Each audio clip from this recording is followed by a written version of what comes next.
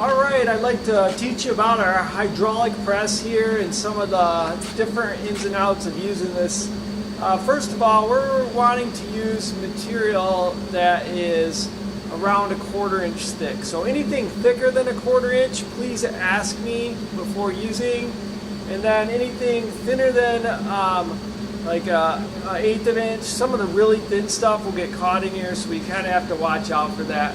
But 1/8 inch is a really good thickness, and you know, between 1/8 and 1/4, 3/16, those are all really good thicknesses for this machine.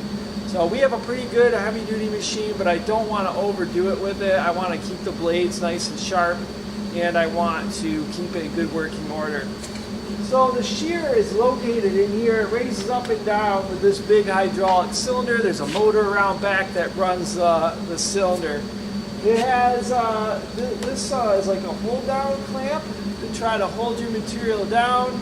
And then on the other side there's a door that just tries to keep your part from, you know, coming out very dramatically. It just tries to help it fall down from the floor. So if you're standing on this side, keep in mind the part could fall down and hit your foot.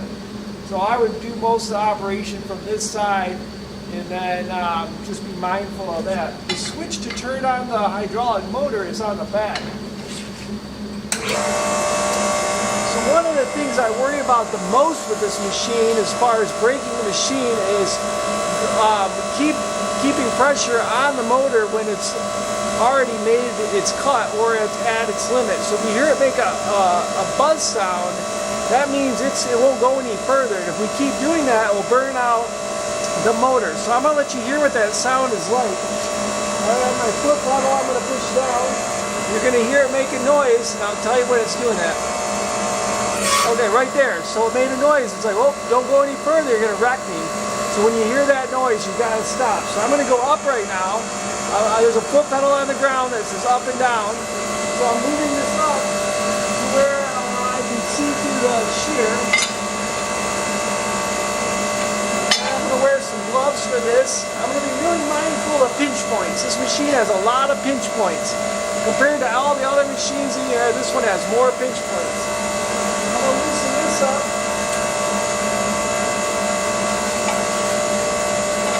Let's get this in here. So we don't want to try to shear any material that goes is smaller than this. So if the material does not fit in here and slides in too far, don't shear it. So you'll see this one, it still has plenty of room. I can hold on to it.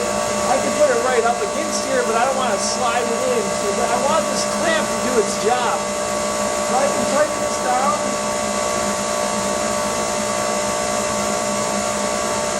Alright, it's really a little hard to see where it's going to cut. You'll have to look in here to see your line. So it's a little tricky to see where it's going to cut. Then we go down.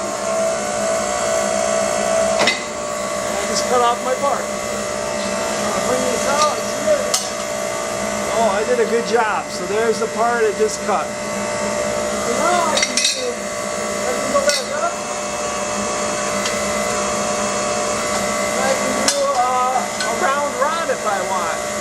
So same thing for the rod. I got it up to where it goes into the die. It's really hard for me to see the mark on this one. I have to look in from the angle. To see the mark, I have to look in from the angle. I go down. Now that one's a little more violent. Alright, and there it cut my piece off. Alright, the next one I want to show you is an angle iron. So the angle iron, I'm going to go up.